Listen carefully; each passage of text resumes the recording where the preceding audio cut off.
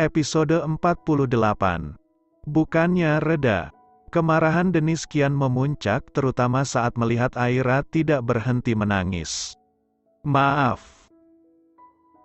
Tuan. Apa ada masalah?" Salah satu penjaga keamanan gedung berpakaian hitam menginterupsi pertengkaran Dennis dan Aira. Dia yang tadi mendapat telepon dari Xavier. "Bukan urusanmu," Dennis membentak. Belum sempat Dennis beranjak sambil menarik Aira. Terdengar teriakan dari pintu gedung. "Brengsek, kau apakan wanitaku?" "Hah? Ya, itu Daryl." Nafasnya terengah karena ia berlari keluar sejak merasakan hati Aira terasa tersayat. Jemarinya mencengkeram dada yang mulai kesulitan bernafas akibat rasa sakit. Perih dan semua perasaan buruk lainnya yang dimiliki Aira. Daryl langsung menebak Dennis telah melakukan sesuatu karena tadi perasaan Aira tidak seburuk ini. Kini Daryl sudah berdiri di dekat Dennis dan Aira. Dia ingin langsung menerjang Dennis dan menghadiahkan beberapa pukulan terutama setelah mendengar isak tangis Aira. Tapi dua lelaki berpakaian hitam menahan Daryl sebagai isyarat agar Daryl tidak terlalu dekat. Mereka pasti sudah menebak akan terjadi perkelahian jika kedua lelaki itu dibiarkan dalam jarak pukul. "Siapa yang kau sebut wanitamu? Bocah tengik, dia ini calon istriku," Dennis berseru dengan nada tinggi. "Kau ingin menikahinya atau ingin menyiksanya? Kami akan menikah. Apa kau buta hingga tidak melihat bahwa Aira tertekan?" "Daryl, sebaiknya kita pulang saja." Greg yang baru berhasil mencapai tempat Daryl berada, berusaha membujuk, namun ucapannya sama sekali tidak dihiraukan oleh pemuda itu. Sementara Aira tidak bisa diam lebih lama. Dia berusaha melepaskan cengkeraman Dennis namun gagal. Akhirnya dia hanya berkata, "Kumohon, hentikan. Kalian tidak pantas bertengkar hanya karena aku." "Diam Aira," bentak Dennis. "Bajingan," Daryl amat murka melihat bagaimana Dennis memperlakukan Aira. Padahal dua pria bersetelan hitam telah bersiap. Tapi mereka tetap kecolongan hingga Daryl berhasil menghantamkan tinjunya. Hingga mengenai pipi Dennis yang tidak siap dengan datangnya serangan. Namun pukulan itu tidak cukup kuat karena para penjaga dengan sigap menahan tubuh Daryl. Mungkin tinju Daryl hanya akan membuat pipi Dennis memerah dan sedikit bengkak. Ego Dennis yang memang sudah terluka sejak beberapa saat lalu di pesta, kian bertambah parah. Dia tidak terima seorang bocah berani memukulnya.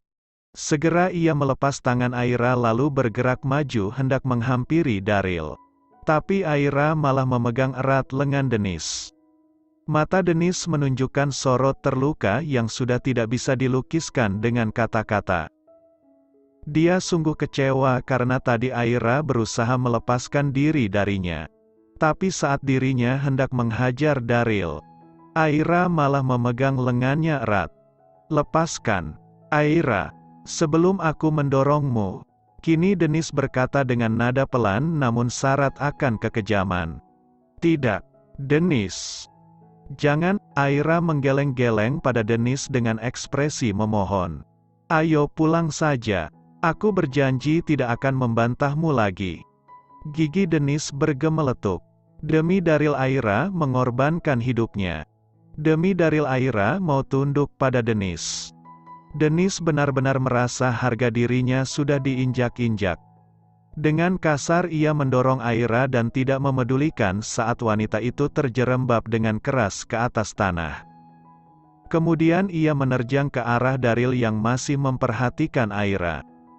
Namun tidak berhasil menyentuh pemuda itu karena 3 orang penjaga keamanan yang lain telah menghadangnya. Tidak bisa lagi menggambarkan bagaimana terlukanya hati Daryl melihat Aira yang kini berusaha bangkit dari posisi jatuhnya. Kilat di matanya menjelaskan bahwa ia sangat ingin membunuh Dennis sekarang juga. "Ayolah, Daryl, paman mohon. Kita pergi saja." Jangan buat orang tuamu kembali khawatir jika kau pulang dengan banyak lebam. Bujukan Greg dari tadi sama sekali tidak membuahkan hasil. Dennis yang gagal menyentuh Daryl semakin kalap, antara sadar dan tidak. Dia menghajar tim keamanan Xavier dengan membabi buta seperti orang gila lalu berhasil merebut pistol yang langsung diarahkan pada Daryl. Dor! Darieeellll, Aira yang sudah berdiri tegak berteriak karena melihat Daryl tertembak sekaligus karena rasa sakit yang mendadak mendera perutnya.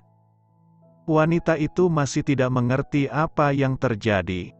Rasa sakit sekaligus panas seperti akan merobek perutnya. Seolah ada peluru yang baru saja menembus dan bersarang di dalam perut Aira. Lalu hal terakhir yang Aira lihat adalah tubuh Daryl yang lunglai di kejauhan.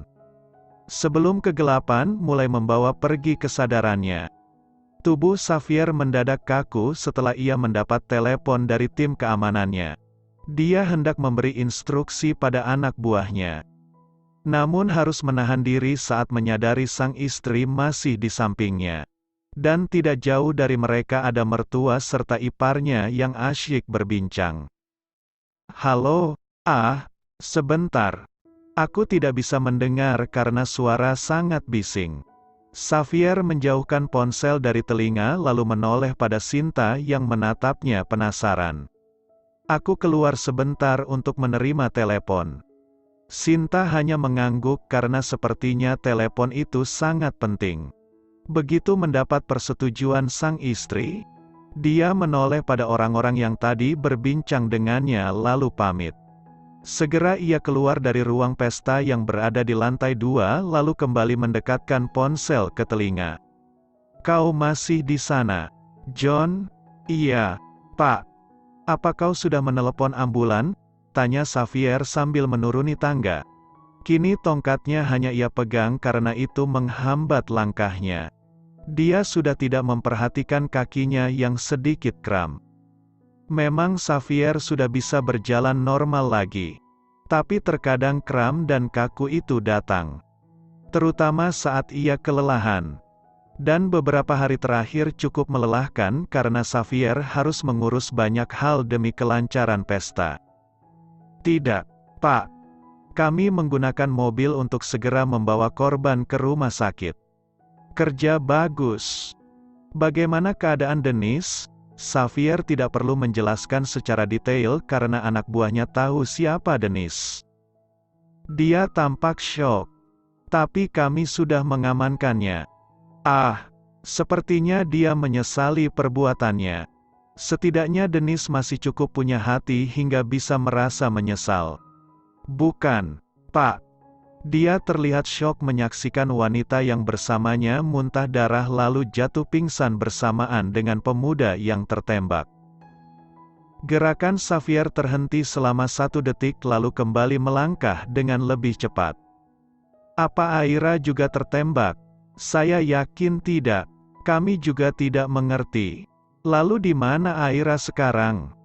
Sudah dalam perjalanan ke rumah sakit bersama korban. Xavier mengucap syukur karena anak buahnya sangat sigap. Kalau begitu segera hubungi kantor polisi. Aku tutup teleponnya sekarang. Xavier segera memutuskan sambungan telepon karena ia sudah mencapai lobi. Dalam sekejap dia sudah berada di halaman di mana insiden terjadi. John, kepala tim keamanan Xavier segera mendekat. Bagaimana keadaannya? Tanya Xavier sambil melihat Dennis yang terduduk dengan kedua tangan di borgol. Sudah seperti ini sejak tadi. Xavier berjongkok di depan Dennis yang sedang tertunduk. Apa yang sebenarnya kau pikirkan? Dennis, kenapa kau melakukan ini? Apa kau tidak memikirkan perasaan keluargamu? Tidak ada sahutan dari Dennis. Lelaki itu bahkan tidak bergerak hingga Xavier berpikir dia tertidur. Dennis, kau dengar aku atau tidak?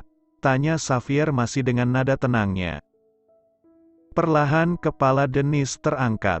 Matanya merah saat membalas tatapan tajam Xavier. Memangnya apa yang kau harapkan? Jawaban atas pertanyaanmu. Aku saja kecewa padamu, Dennis. Entah bagaimana hancurnya hati keluargamu jika insiden ini sampai ke telinga mereka. Dennis memalingkan wajah ke arah lain. Tidak mau lagi membalas tatapan mata hitam kelam Xavier. Jangan, karena kau adalah saudara iparku. Aku akan menutupi insiden ini. Kau harus mendapat hukuman yang adil. Yah, lagi pula keluarga Kenneth pasti tidak akan tinggal diam mengetahui kau mencelakai putra mereka. Dan kemungkinan besar insiden ini akan membuat perseteruan sengit di antara keluargamu dan keluarga Kenneth. Perlahan Xavier berdiri, namun tatapannya masih mengarah pada Dennis. Aku yakin kau pasti tidak berpikir sejauh ini. Tapi aku berani bertaruh. Keluarga Kenneth akan menghancurkan seluruh keluargamu jika sampai putra mereka meninggal. Jelas aku akan melindungi istriku.